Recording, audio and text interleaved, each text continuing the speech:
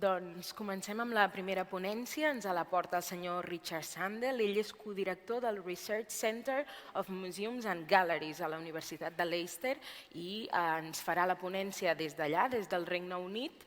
El cas és que la farà en anglès, per tant, si necessiteu fer ús dels dispositius de traducció simultània, doncs això els podeu utilitzar. I el senyor Sandell ens farà una explicació, ens exposarà com els equipaments culturals han fet front a la necessitat de convertir-se en espais accessibles per a les persones amb discapacitat cognitiva durant els últims ni més ni menys que 20 anys. Per tant, sense més dilació, good morning, Mr. Sandell.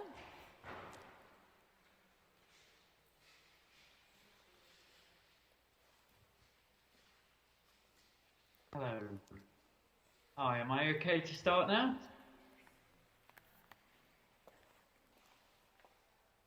Well, thank you very much indeed for introducing me and inviting me to be part of your event today. I'm joining you here from the UK. The sun is beginning to come out, but I wish I was with you there in person. I hope you have a really great event. Let me see if I can just share my screen and we can start.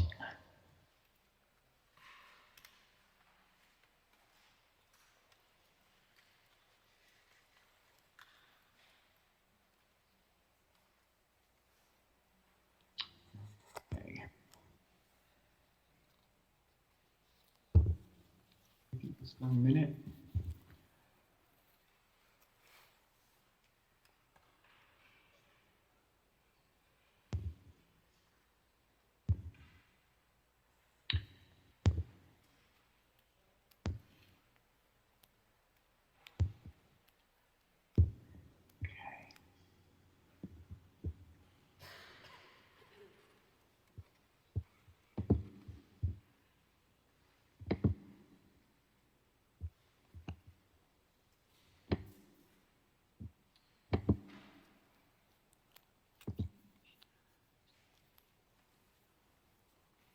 Okay.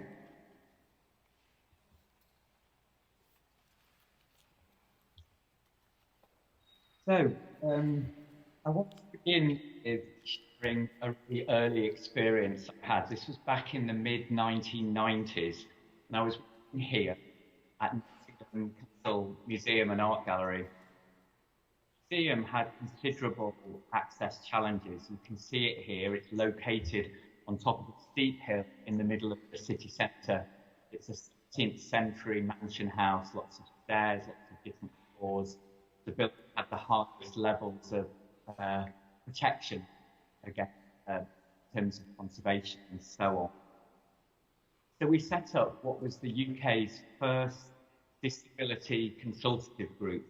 This was a group you can see in the right-hand image, a group of locally recruited disabled people who acted as paid consultants to accompany us, to accompany the museum as we embarked upon a major refurbishment. And the group, they named themselves the Drawbridge Group, referring to the structures needed to enable people to get inside the castle, to cross the moat and get inside the building. And together we set about making changes. So through this early project, it's over 25 years ago, we learned a really important lesson. If you're serious about opening up culture for everyone, you really need to put disabled people at the very heart of your endeavours. And this is something that has stayed with me in all the projects I've been involved with, and I'm going to share some of them with you today. So in the time I have, this is the structure of my talk, 4 main areas. I want to say something about the challenge we're facing, this idea of cultural segregation. I want to then consider the importance of a holistic approach to thinking about accessibility, a creative, holistic, full and rich approach to this topic. And I'm going to do that by looking back over the past 3 decades and trying to draw out some of the key shifts in the way we can think about roles and responsibilities of museums in relation to disability equality. I then have to share a case study, a recent case study of a project called Being Human that I'd like to share with you. I want to conclude the manifesto, a call for change, and set out a set of principles that might guide us as we move forward in this area. So firstly, this concept of cultural segregation. It's a conference I organised with the Victoria and Albert Museum back in 2010. Mark Wyden, one of our speakers, argued that discrimination against disabled people in museums is an unspoken practice of global proportions. And he based this assertion on a series of visits he'd made to new or recently refurbished museums across different cities in Europe in the previous year.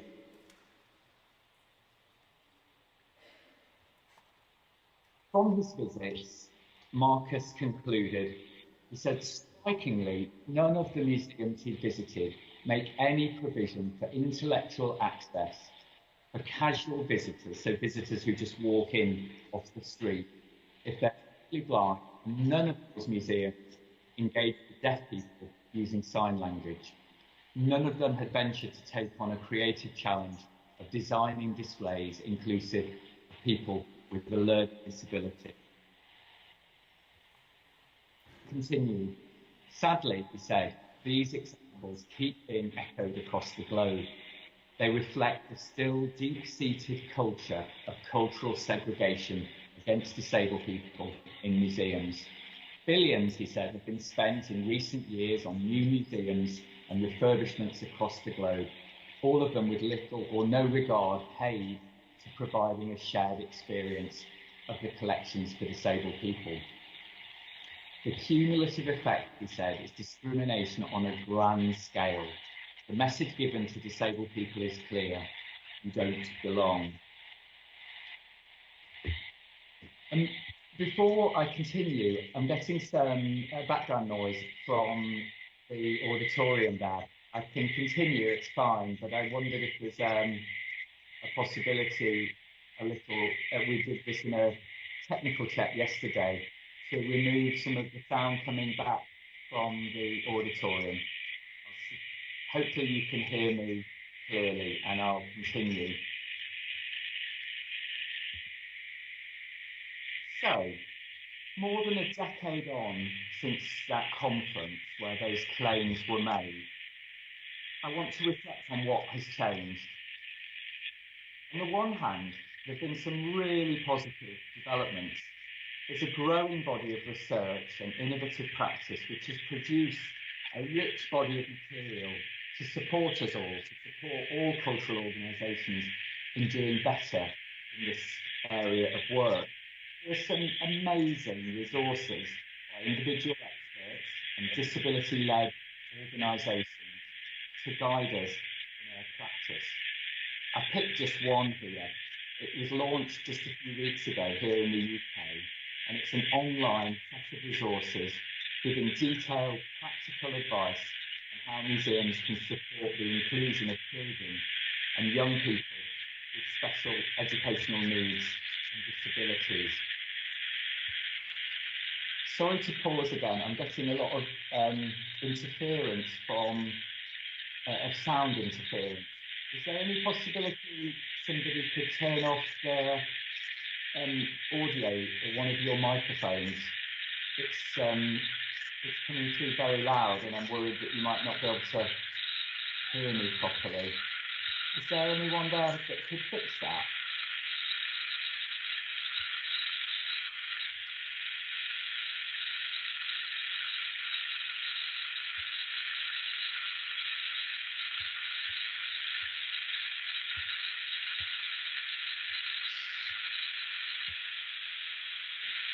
Should I keep going? I'm just a little worried that there's... Are you able to hear me okay? It's a very loud background noise which is coming through from your end.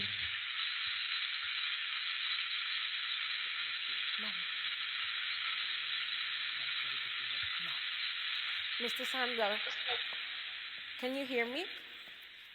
I can hear you, yeah. Would you mind cutting the call and then calling again, please, because we can't hear you clearly? You can or you can't hear me. We can hear you, so if you don't mind, cut it and then call us again, please. I think it stopped now. There was a lot of background noise, but when you came on the microphone, it's perfectly clear now. So Yeah. we'll just carry on if that's okay. I'm sorry about that. There was some kind of background noise, but now we hear you clearly. Okay, wonderful. I'll carry on. Thanks so much. Thank you very much. Sorry for interrupting.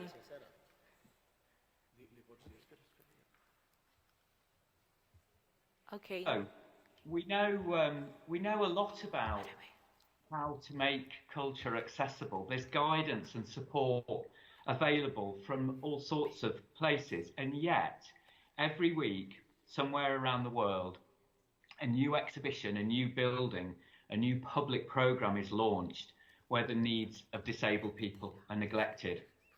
This is an example just a couple of years ago, a $41 million public building, it's called the Hunters Point Library, opened in New York State.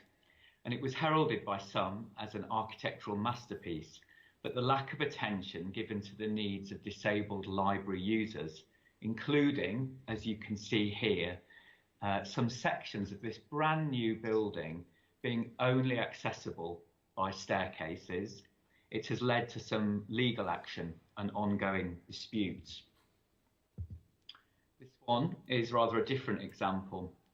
A colleague of ours in Leicester who uses a wheelchair came to visit us a couple of years ago, and he arrived at the train station in London a little early. So he took the opportunity to visit this brand new cultural institution, the Crick Institute, that's right next to the train station he was using in London. And as he approached the entrance, a member of staff came out and ushered him to the side, ushered him to a separate entrance set apart from the main doorway that everyone else was using. So technically speaking, the building is fully accessible. It meets all the legal requirements that we have here in the UK. My colleague could access all parts of it, but he was rightly angry and disappointed because a brand new building had been designed in ways that failed to offer inclusion. He was separated, he was othered, he was set apart from everyone else. And this happens so often. We settle for a situation in which disabled people are accommodated, but sometimes grudgingly, and are so often made to feel like second-class citizens. Just one last example of many of this idea of ongoing cultural segregation that was highlighted over a decade ago. This is Wonderlab. It's a children's interactive gallery at the Science Museum in London, and it recently reopened after a major redevelopment, where some of the new exhibits, including this centerpiece, fun, different slides that show children, make them learn about friction and different surfaces, has been accessible to anybody who can't use stairs, and it could so easily have been designed differently. So we have moved on, but also the challenge persists. And I want to step back now in this second part of my talk and share some of my own experiences of the past 3 decades. And I want to use this to make some points about the need to think fully, richly, holistically about access, to recognise that full creative access is about much more than simply enabling disabled people to enter the building and to use museum services.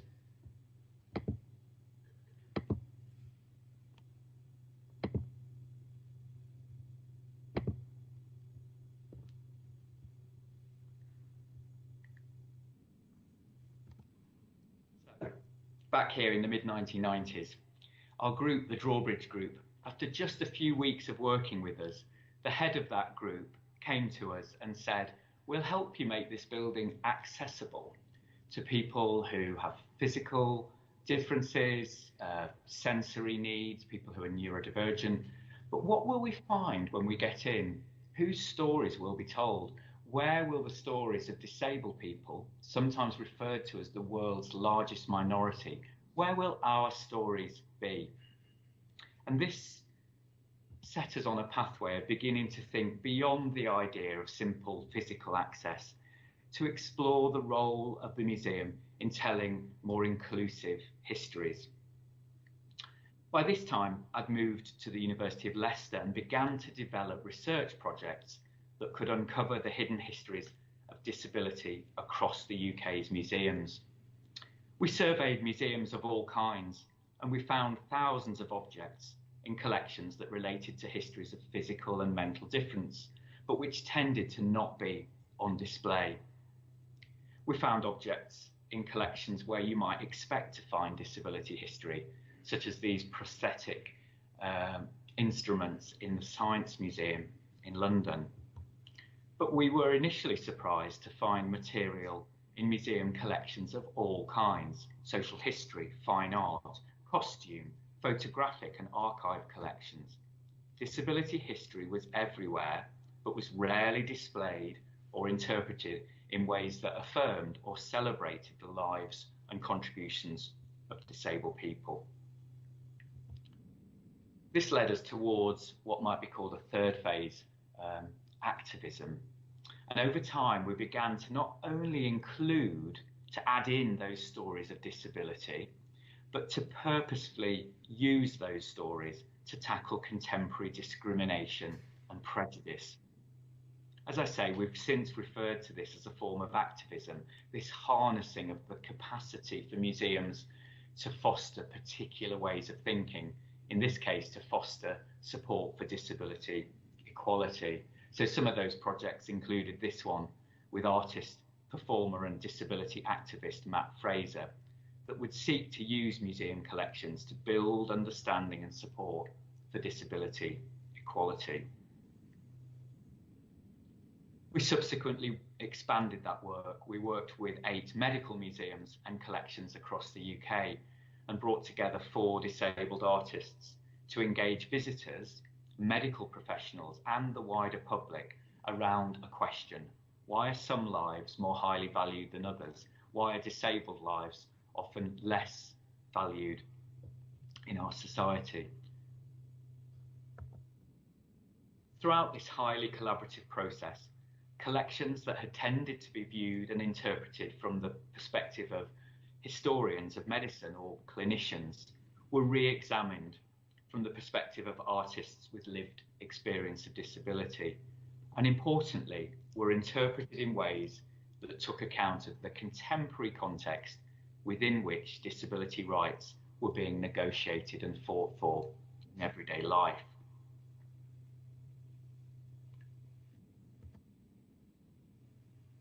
And this leads me to a third part of my talk, this case study.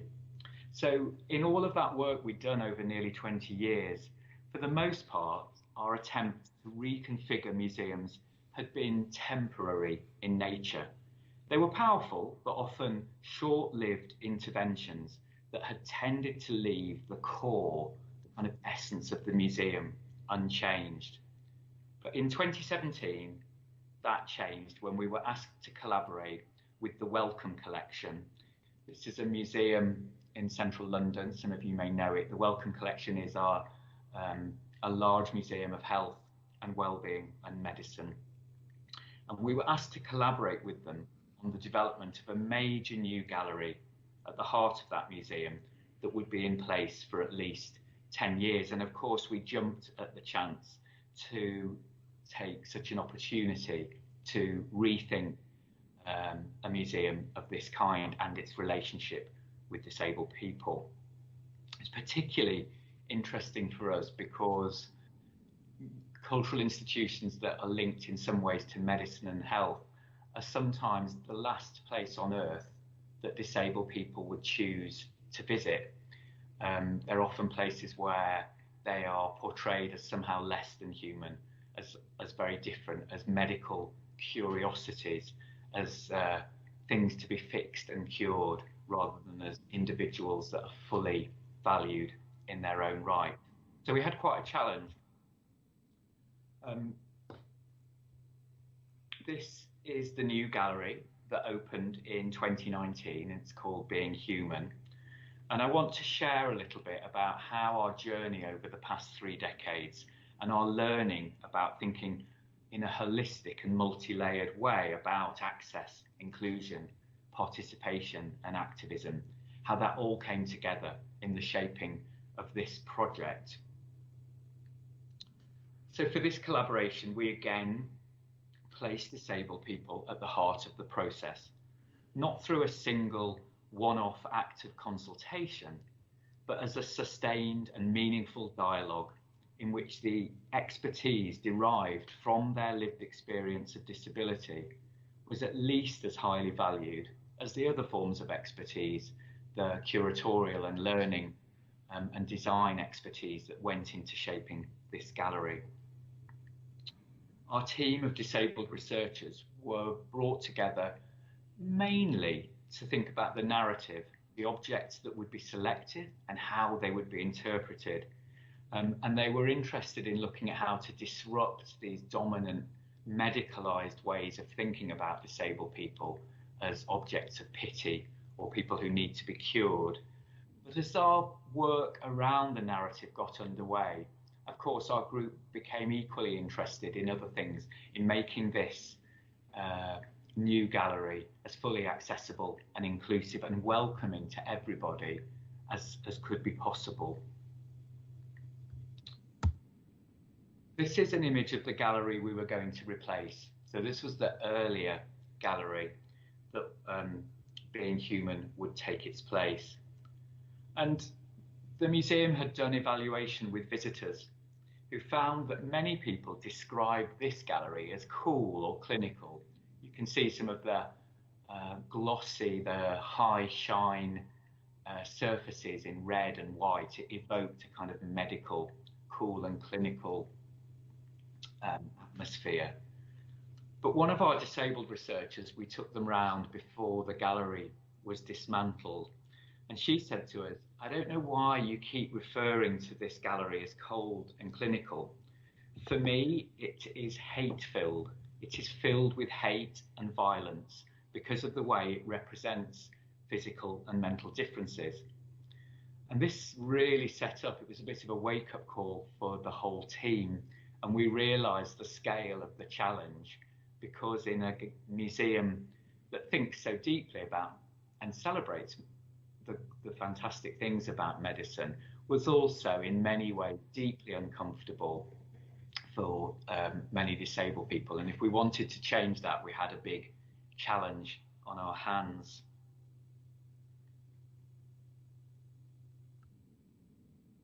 I'm going to just play you a short clip. It's only 2 or 3 minutes.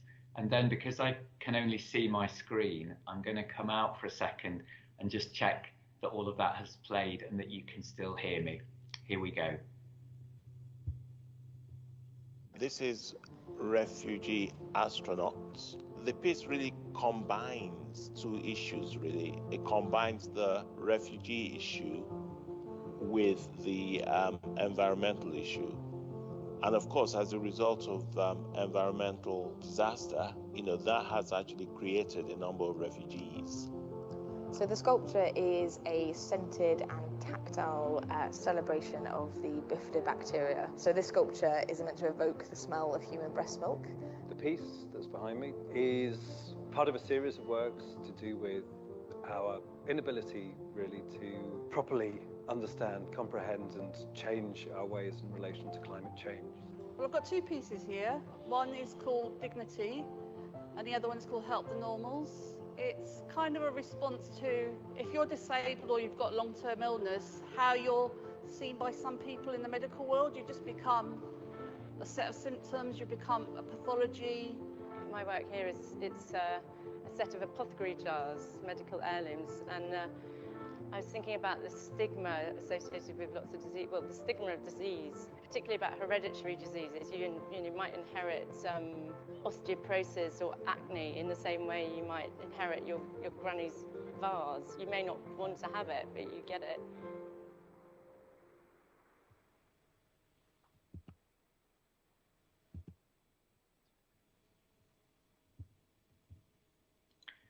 Can I just check for a moment, Marta, that that played okay and that you can still hear me okay? Yes, we do hear you. Wonderful, thanks.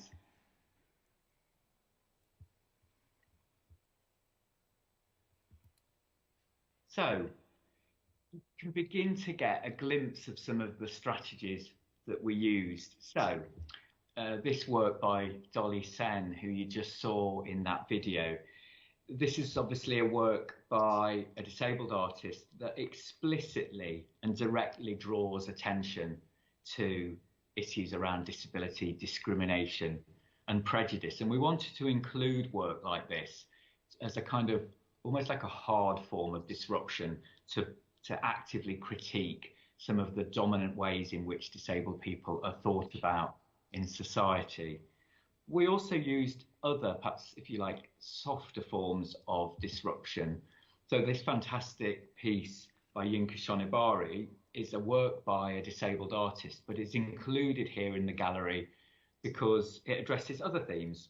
So it's a kind of natural inclusion of a range of artists with a whole range of perspectives and lived experiences, sometimes directly addressing questions of disability and other times being involved in conversations, as you saw here, around refugee issues and climate action. So these worked in concert, they worked together, different ways of revealing the full diversity of human experience, weaving disability, deaf, disabled, physical and neurodivergent differences in all sorts of ways throughout the gallery, some surprising, some more confrontational, but all of those threaded across a gallery that was exploring what it meant to be human. There were exhibits to touch, to smell, to listen to. There were access features threaded throughout the gallery, as well as in dedicated areas where people with different needs could select materials to support their visit. We really wanted to integrate these features throughout, and a whole range of people, disabled people, worked directly with the architects and designers to think through how that provision could be seamlessly integrated across the gallery. One of the things people notice when they enter is that there are very generous, kind of wide corridors and spaces between the exhibits, much, much wider than the legal minimum requirement. So you often see in galleries spaces that ensure that, for example, somebody with a wheelchair can navigate safely and successfully through. But we wanted to go way beyond the legal minimum requirement and think about how will people, disabled people and non-disabled people, want to use that space. So of course people visit sometimes on their own, sometimes in groups. There might be more than one disabled person visiting at a time, and we wanted to create a space that reflected people's lives and how they would use and experience this gallery. In all ways, we hope to create a space that told inclusive stories, that challenged people's prejudice and discrimination, the attitudes, the deeply entrenched attitudes they had to disabled people. But we wanted to also really create quite a special space that could communicate, would sort of embody and communicate the institution's commitment to equality, a commitment to equality that disabled people very rarely experience in the public domain. This is one of my favourite stories and images from the project. So when one of our research team, Tony Heaton, who's a disabled artist and activist, expressed his frustration at the display convention in museums. You've all seen this convention where benches are centrally placed in front of wall-mounted screens. So you often enter an art gallery, perhaps a dark space, you walk in and there's a big screen in front of you, and if you want to sit down and rest, you occupy a space on the bench that has been very centrally placed in front of it. And for Tony, he said this is so frustrating to him because it always positions, he's a wheelchair user, people like himself as always second-class citizens who can only watch physically and symbolically from the edge, from the margins. And the design team here at the Wellcome Collection responded by simply repositioning the seating, moving it along a couple of feet so that wheelchair users can occupy that prized central position and enjoy the artworks on screen alongside their non-disabled companions. And of course, some people notice that, some people don't, but for those that notice, it does communicate something in quite a subtle but profound way about whose lives matter, who we've designed this space for, who is included in the stories that are being told and celebrated. And in fact, although in many ways, you know, that it isn't a perfect gallery, and I think there are things would change, and but on the opening night, that same member of our team, Tony Heaton, expressed that it was so rare, from going shopping to going to restaurants to going to the theatre to using the high street. Time and again, disabled people are always made to feel like second-class citizens in every aspect of their daily lives. And to experience somewhere like this, where that has been disrupted, where there is an unsettling of that second-class notion in order to include and integrate and celebrate the fullest diversity of lives, was such a rare and important thing he thought the project had achieved.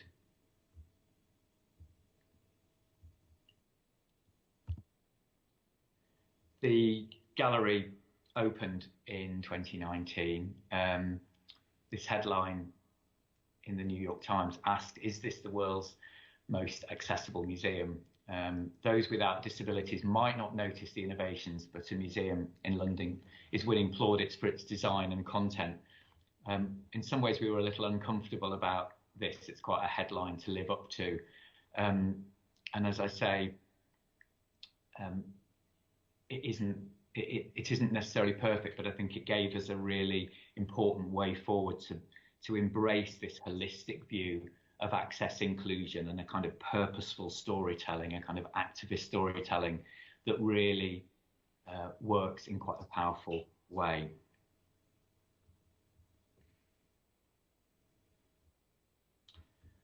So, in my last few minutes, I want to distill all of this into a manifesto. I hope it's a set of principles that we could all agree upon. Perhaps we'll need to add some to it, perhaps we'll need to hone and refine them, but they're key principles that are increasingly guiding our work here at the Research Centre for Museums and Galleries and the work we do in relation to disability equality.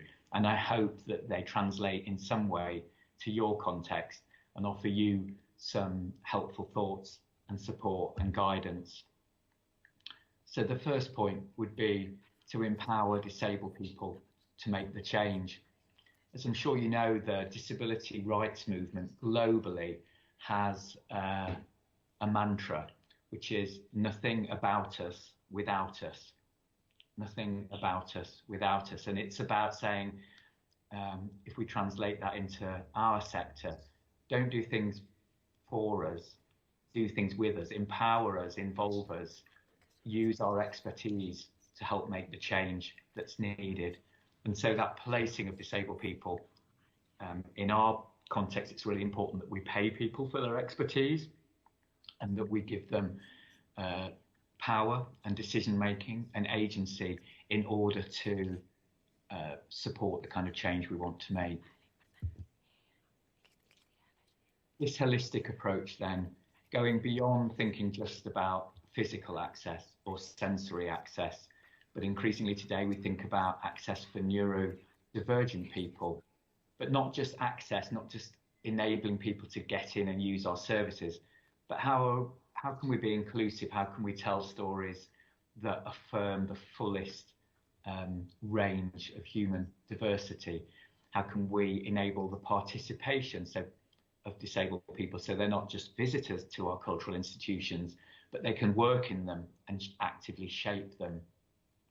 And of course, as I've hinted at, we're increasingly harnessing that power in a kind of activist sense, so that rather than try and maintain an institutional neutrality, we're instead saying that we stand with disabled people and we'll use our resources to indicate and build support for that position of social justice and equality.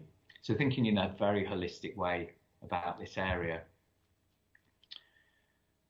Value lived expertise at least as much as other forms of knowledge.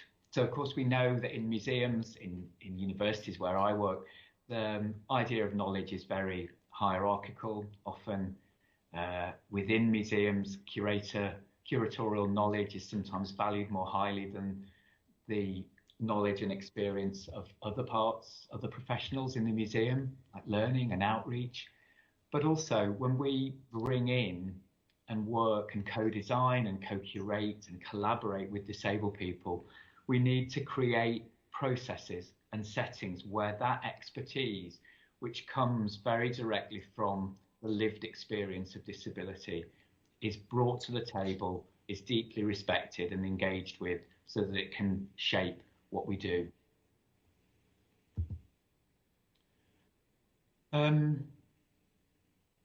There is still, I suspect, a culture of minimum compliance. So I'm not familiar with the legal context within which many of you are working. I did do a little bit of background research when I was coming to prepare my talk for you, and I know about some of the access laws that you have, but across the world they tend to set the bar pretty low. And so cultural organisations approach the topic by thinking, how do we make sure we don't break the law? And instead, I want to argue for a much more ambitious approach to this area of work. Not breaking the law should be the very basic and first step that we use, but if we follow some of these other principles, we can genuinely shift things and create these environments and experiences that really undo some of the injustice and discrimination that is so embedded in so many parts of our organisations and wider society. This means moving away from a kind of charity or welfare model where we think about opening up culture for disabled people as a nice thing to do, a good or moral thing to do, and instead to recognise people's cultural rights. So it's not a charity issue, it's not something we can choose to do or not to do. We should embrace the idea that disabled people have the same rights to access culture as fully as everyone else can. So that mindset, that shift away from charity towards recognition of people's rights, can underpin some of the work I'm arguing for. And lastly, to really recognise the unique qualities, the power that culture has to contribute to social change. So,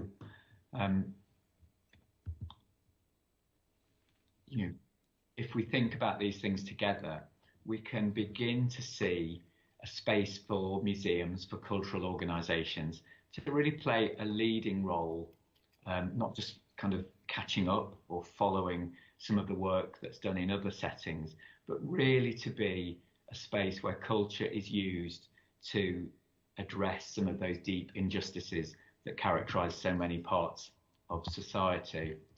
I'm going to stop sharing for a moment and just come back on screen and finish my talk. This idea that culture, museums have a particular role to play in social change is one that I'm really passionate about. In all of our projects, we tend to research what impact have they had, and we use a whole range of methods to talk to disabled people, to talk to non-disabled people, and to understand how their thinking is shifted by their engagement with museums And there's a really sort of untapped potential, I think, for museums to bring about some of the sea change which many disabled people are looking for. We did a project some years ago I showed you with the artist Matt Fraser, and he came to talk to a museums conference afterwards and said if every museum that was represented in that room went back and changed the interpretation, changed the label on just one object related to disability to bring out and celebrate and affirm the lives of disabled people, it could really make a difference across the museum landscape about the ways in which we might all think about disabled people and think about disability differently. So I thank you for listening through all of that, and I'm really pleased to hear any comments or questions that any of you had. Thank you very much.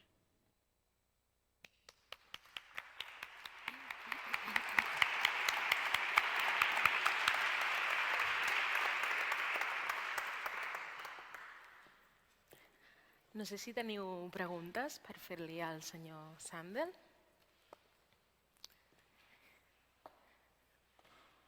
Si us sembla bé, jo n'hi faig una per començar. Sí? May I ask you a question, Mr. Sandell? So, do you have like an additional challenge when it comes to applying a gender perspective when you're like creating or thinking about a space like this gallery that you showed us? In terms of gender, did you say? Yes. Yeah. It's a really good question. I think those kind of intersecting identities, so we might think of gender, race, sexuality, it's increasingly becoming important in projects of this kind.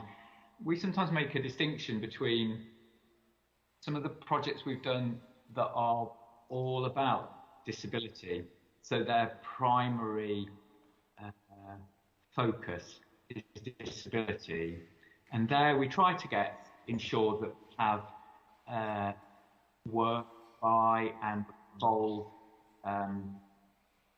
a range of disabled people that might be by gender, race, but there are also projects like Being Human where the gallery isn't about disability, it's about being human.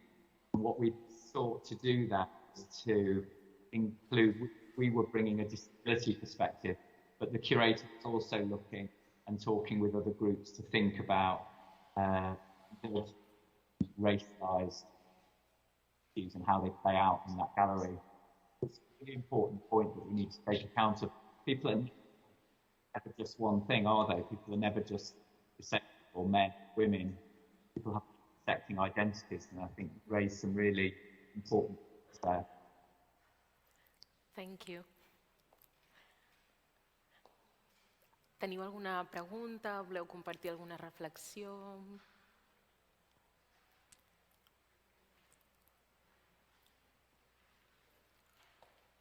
Molt bé. Mira, there's another question for you. Sí, la faré en català. Bon dia, Richard. Moltes gràcies per la teva presentació. Ens ha semblat molt interessant. Jo volia fer una pregunta, aprofitant que el projecte que dona lloc a aquesta jornada és un projecte de col·laboració transfronterer entre Catalunya i França, i aprofitant que tu ens parles des del Regne Unit, hi ha un tema que a mi m'interessa molt de conèixer quina és la teva percepció, i és a l'entorn de la societat anglesa, la societat britànica. Com la societat britànica, perquè normalment ens parlem d'un diàleg o d'una relació entre el legislador, la llei, i en aquest cas els professionals dels museus, però després també adreçant-nos als col·lectius que necessiten aquests recursos d'accessibilitat. Però com es percep per la resta de la societat que no necessiten aquests recursos d'accessibilitat aquestes mesures?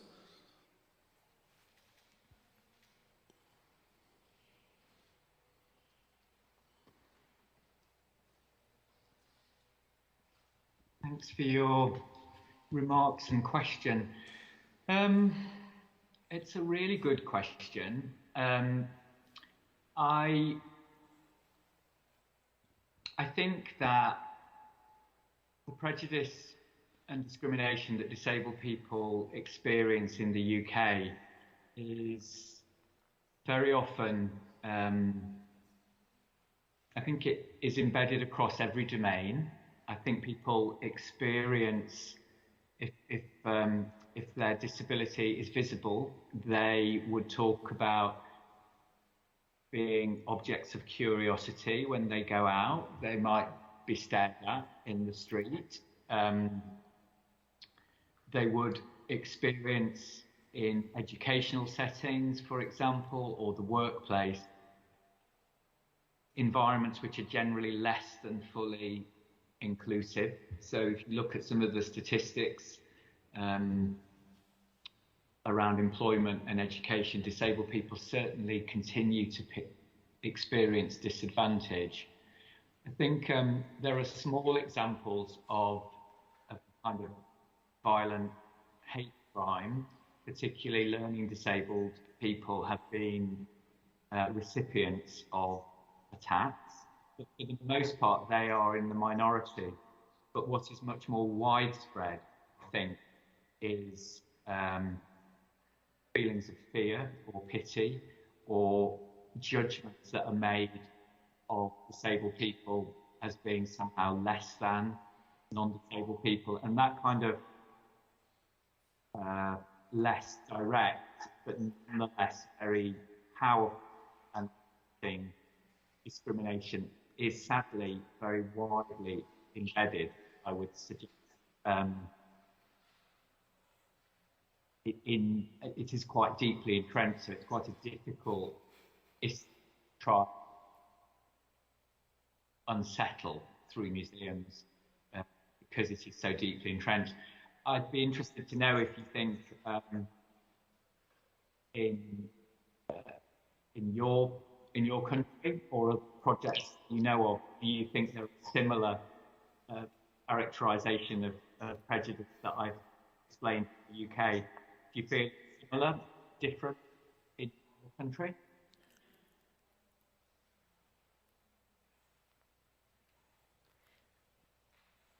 Em toca respondre a mi, no sé si sóc la persona... Se sent, no? Sí, si sóc la persona indicada, però és que sí que percebo que tot aquest tema de política de drets culturals ha de molestar en positiu a la societat. La societat no pot ser indiferent a les mesures que es prenguin. O sigui, molestar, quan dic molestar, és en sentit positiu. Però no sé de quina manera es percep les mesures per fer aquests recursos d'accessibilitat, si es comprenen bé, si no es comprenen bé, si es toleren bé, si no es toleren bé. Ens hem trobat, fent aquest projecte amb els companys francesos, que les legislacions no són les mateixes a Catalunya, a França, a Espanya. S'acaba legislant més o menys del mateix, però no s'acaba legislant al mateix temps de totes les coses. I això també implica que no hi ha una educació de la societat que vagi en paral·lel i al mateix temps. I aquesta és una de les coses que ens genera una certa perplexitat. Quan viatgem, fa 30 anys, anaves a un museu d'Holanda i veies la gent estirada pel terra d'un museu i pensaves que s'havien caigut.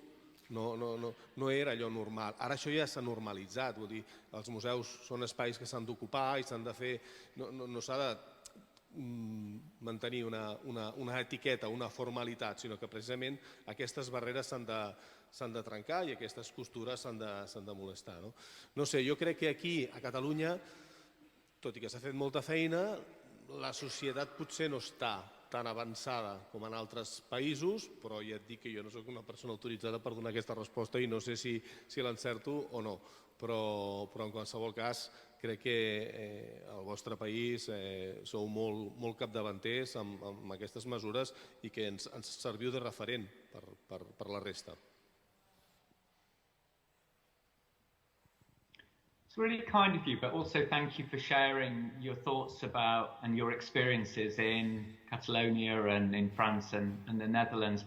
One of the things I found really fascinating. As you say, the legal contexts are different across the world, but sitting underneath that, the disability rights movement, so disabled activists who are working, whether that's in, Catalonia or China or Greece or Taiwan, there are differences, but they are some incredible similarities. So disability rights activists around the world have tended to unite behind this social model of disability, the idea that disability isn't something that's on the individual body. It's not to do with someone's own physical or mental difference, but rather it's a societal issue. It is disabilities created by the barriers that a non-disabled society puts in place. And that shared understanding that is networked across the globe by disability activists has been such a powerful way to push for legislation and to push for change. And so that's often quite a helpful thing for us to tap into. And it's why we often, in the work that we do, when we work with disabled people, we work with those disabled people who are politicised, who bring an understanding of disability which is based on rights and equity, rather than perhaps people who are so used to discrimination that they are grateful when a museum makes even a small change. We want to work with people who are more politicised and who will demand the kinds of changes that we want, and they tend to be people who are more politically active in that field of fighting for equality. Thanks. Teníem una pregunta més per aquí? Hola, bon dia. Jo també parlaré en català. Jo volia potser afegir un comentari al que havia fet el nostre company fa un moment sobre que potser les legislacions són relativament acceptables, tot i que són molt millorables, però després, en el dia a dia, a les persones que treballem en les institucions, tenim unes direccions que gestionen els pressupostos generals que estan d'una manera teòrica molt favorables, són molt favorables a les accessibilitats holística, tal com s'ha presentat aquí, però en la realitat, quan es tracta de desenvolupar projectes, la part econòmica que aniria destinada a contemplar tots els aspectes d'accessibilitat des del punt de vista que es vulgui mirar són molt reduïdes, s'han de discutir molt, s'han de barallar molt i no són les principals ni de bon tros són secundàries, sinó que estarien més avall. I després una mica també, si ens pogués explicar des del punt de vista de l'administració britànica o de les institucions britàniques quin grau de compromís tenen en aquests projectes d'accessibilitat holística. Moltes gràcies.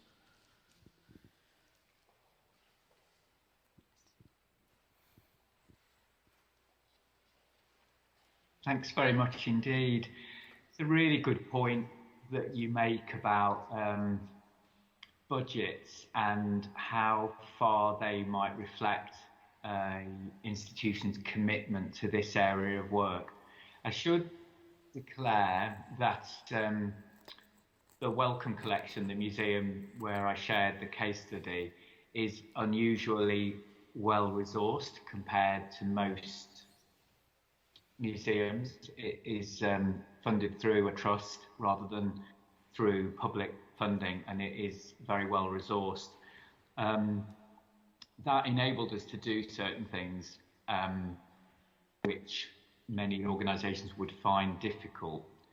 But I think the most important thing that was done doesn't necessarily cost a large amount of money, which would be to kind of draw in expertise from disabled people at the start. Yes, they should be paid, but in terms of budgets, that can be relatively modest.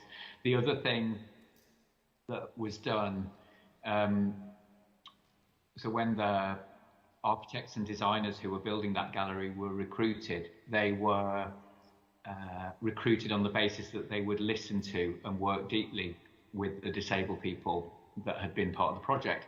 And so you might have seen on some of the slides the it's a very beautifully designed gallery, and but some of the visually impaired people we worked with argued for, they wanted a high contrast between the floor and the plinth on which the objects were placed. And initially the architects didn't want that. They wanted something that looked a particular way, but they listened and they changed it, and it didn't cost any more money, but it made a big difference. And similarly, the moving of the bench along to one side is such a powerful gesture, more powerful than some of the things, some of the add-on access features that we built in. But that simple gesture of creating an environment which worked differently for disabled people and which communicated to non-disabled people that something different was going on, some space was being created which was designed to be more equitable. That bit didn't cost anything. So I think, I would be the first to argue for more funding and more resources. We set our budgets to allow a greater proportion to go towards thinking about access. But I think we should also adopt an approach, a philosophy, which doesn't cost a large amount, but which can bring about some of the most significant shifts that we're looking for. Tenim temps per una última pregunta?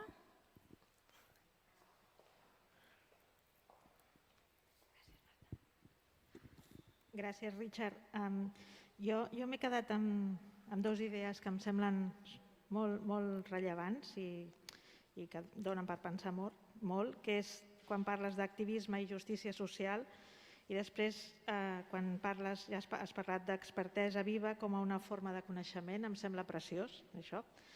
I aleshores és quan em pregunto com des de les institucions podem recollir aquesta expertesa viva, com des de les institucions participem d'aquest activisme per fer visible la justícia social i, en definitiva, això que també has comentat, que és la no neutralitat institucional, que em sembla que és el que és encara més complicat.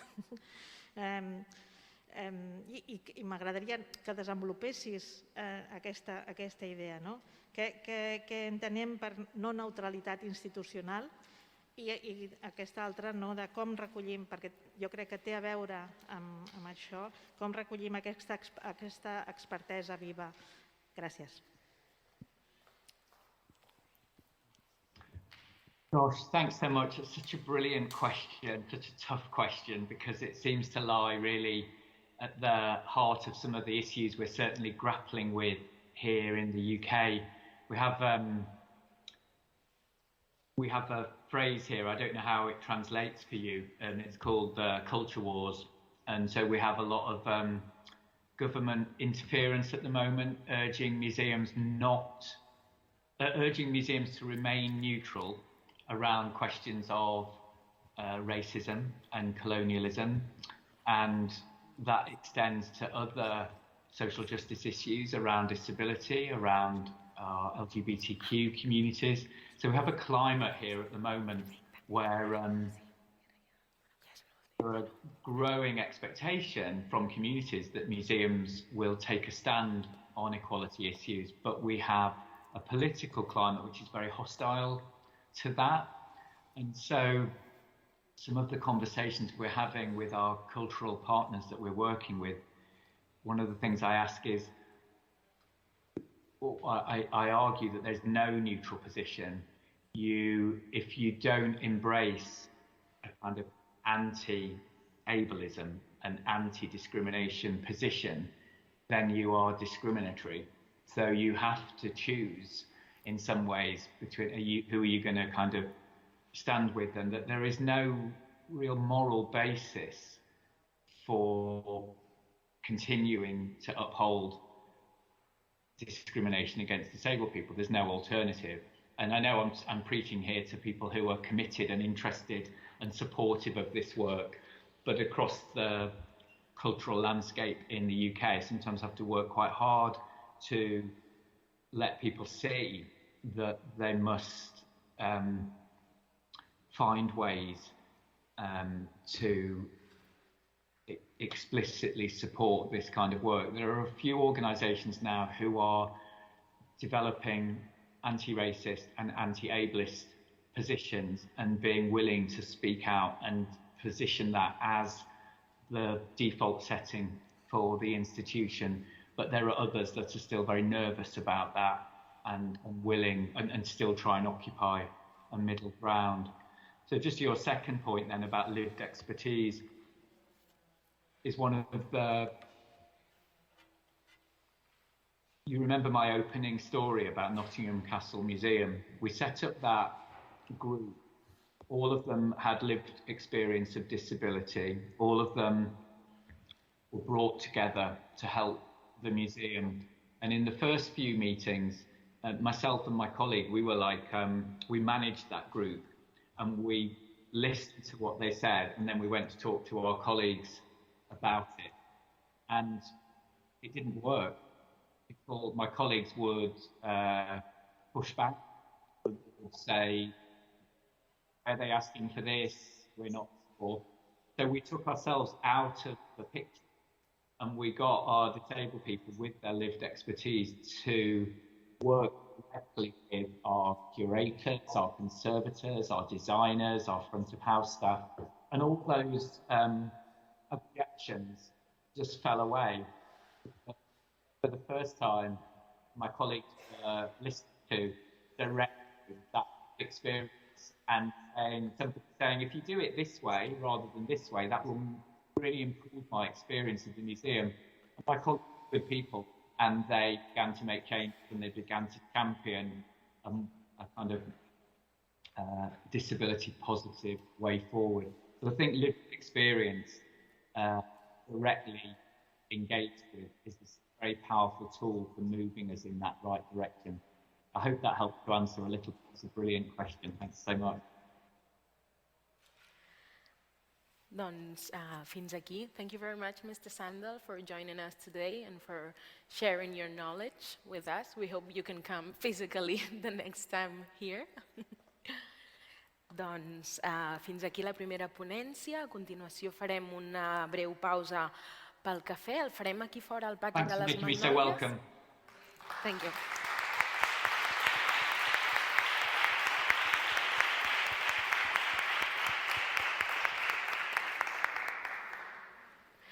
Perdoneu, que m'he avançat. Com deia, això, ara farem aquesta breu pausa pel cafè, el farem aquí fora al pati de les Magnòlies i són 2/4 d'hora, ens trobem d'aquí mitja horeta, sisplau, sigueu puntuals i no es pot fumar al pati, per tant, si algú vol fumar, sisplau, sortiu a fora de l'edifici.